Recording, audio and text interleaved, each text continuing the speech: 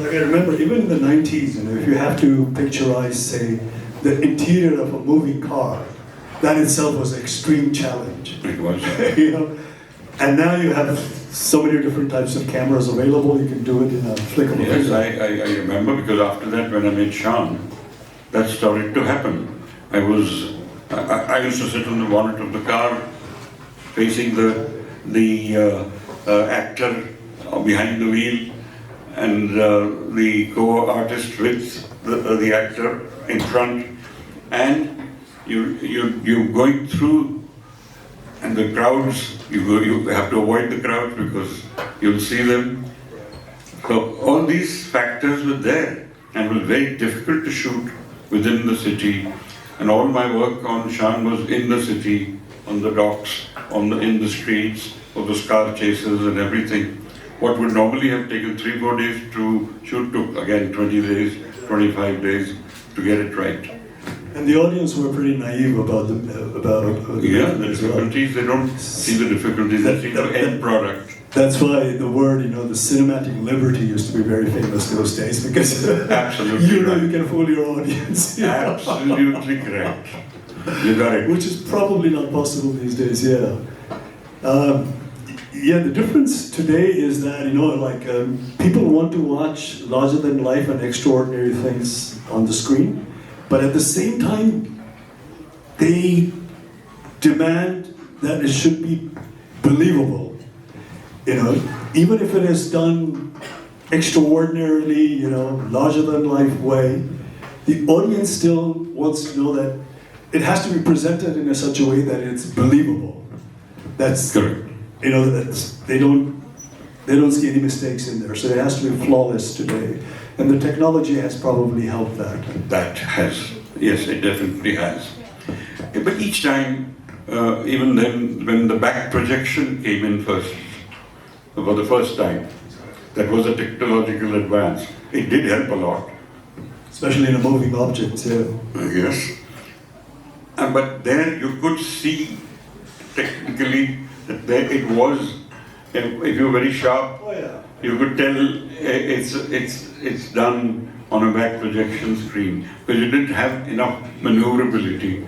Just the back window, the back glass, and the back of the car, the rear glass would allow you to, so your blue screen was behind it. That's how. But the general audience had no idea how it's been done.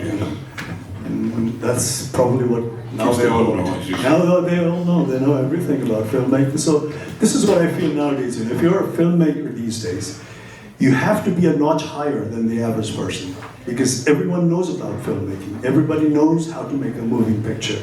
Everybody knows about editing. Everybody knows about how to put good visuals together. So in order to be a good filmmaker, one has to be a few notches higher than the normal people. Yes, you got it right. You hit it on the spot. It is so easy, and they know all about it. So when they see, oh, this must have been done like this, and this must have been done like that. And yet, when the audience comes into a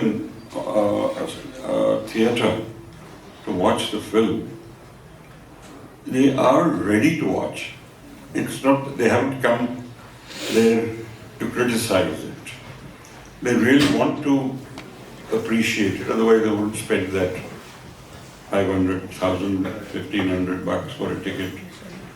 In the days of Sholay, it was 2 rupees, 3 rupees, and 4 rupees. Don't you think the movie viewing culture has changed drastically? Like those days when you were making Sholay, film used to be actually the cheapest form of entertainment. Absolutely. And now it's not so cheap form of Not entertainment at all. So how do you see that? I mean, once upon a time, cinema was, accessible to every lay person. A person who labors on the street throughout the day is looking forward to go and watch a film in an air-conditioned movie hall and just have a good time. Whereas today, maybe some of the movie theaters are off-limited to people of certain income groups. That's true. So how do you see this transformation? Yes, but theatres are also doing things now to, you come on a particular day, the ticket is much lower. They have these incentives, or you go there, you get a Coke or a drink extra. There are ways of getting around that, so it makes it a little more easier for certain audiences who would not be able to afford it to come in and get some pleasure of the big screen. Yeah, this is what I have distinctly noticed, and it's not just in India, even here in Nepal. Earlier when we used to go to the movie hall, the representation was mostly of the average person of that society or that country. But now you go to one of these fancy movie halls in the city, and then you see it's a completely different class of people representing as an audience. That is something distinctly I have noticed over the period. What we do have is, most of the screens are like that now. There are a few single cinemas still in existence, and that audience still goes there, and the rates are also lower there. But yes, it's a big problem. And as far as the content of the Hindi cinema goes nowadays, or the storyline of Hindi cinema, do you think that has gone through changes over the period? Like the kind of story you would want to make into a film in the 70s as opposed to now? I don't think that at its core it's different. You see Dhurandhar today? Just the presentation has changed a lot. He's made a wonderful film, but he's used what we are talking about. He's used technology as well as the real thing, and he's made a wonderful combination. But it is all action and blood and gore, and it's been presented in a way that is palatable. And this is a bigger hit than just a family story or a. So this is how. So that is immutable truth. That's an unchanging truth over the years. The content of the story. Yes. The technology might help it to bring it into a different scale and different presentation. Absolutely. Yeah, but I guess cinema is all about human emotions and human expressions, and human emotions and expressions probably don't change. And they're people feel forever. the same way. Yeah, you don't. If you love someone, you love someone. It's not You're angry at someone, you're angry at someone. And You know, you're whether, angry. Absolutely. whether you're a man at 70s or the man of today's age. Something will take you to that intolerable level. It's bound to. This is what I always felt, everything is changeable. Like over the years, place might change, cities might change, society might change, but the emotion remains intact, the way our great-grandfather felt when they were in love is the same kind of emotions that we feel today. The way they reacted when they were angry, we react in more or less same way, So the human emotion is, I think, the only thing which is permanent in this ever-changing world, Yes, I think that's my take. I mean, I'm sure most of the people will agree. I have no problem with those who don't. I carry my convictions with myself, and as you would always do for yourself, and each one does for themselves. I think it's fair. I see you have your lovely wife here in the audience as well. Absolutely, Kiran. Hi. How did that come about? I mean, she was an actress of her own standing. I do remember that. How did that come about? Was it like love at first sight, or was it something that grew over the years? No, just on a personal met her on the sets of Bunyad. She came for a role, the Veerawali role, and I liked what I saw. And then it was during work, a certain. I just noticed you mentioned Bunyad. From all this larger-than-life project, how did you get into television all of a sudden? Especially in those days. I mean, Bunyad was in Doordarshan, right? Yes. Before the cable television and multi-channel. Yes. So how did that come about? I mean, how was that transformation made? Actually, some of the DD officials at that time suggested to my father, because he had a good rapport with the government, and they said, we've launched this channel, but we need some good material on it. Can you think of something? And the writer who had written an earlier... Story revolved around partition, right? Yes. Indian, So Indian what I'm saying is, partition. the writer of Bunyad was a writer who had done an earlier film, earlier series, Hum Log. Was that the first television series in India? Yes, just about the first. So, as I got to know that writer, I felt a kind of a pulse that it's going to, this guy knows what he's talking about. So when it was set in partition and he was able to come up with a script, which I liked. And I said, okay, let's go. It was a whole different kind of movie making.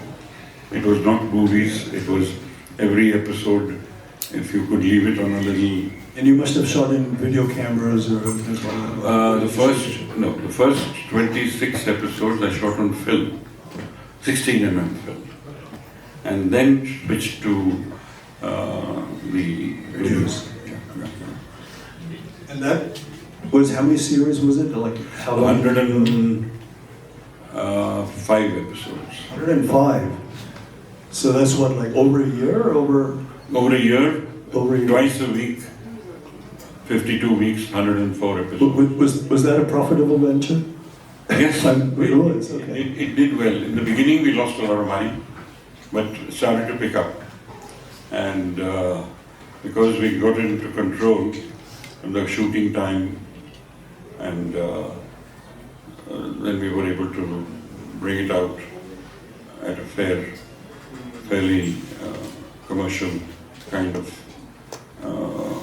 income, cost to income, we were able to balance it well.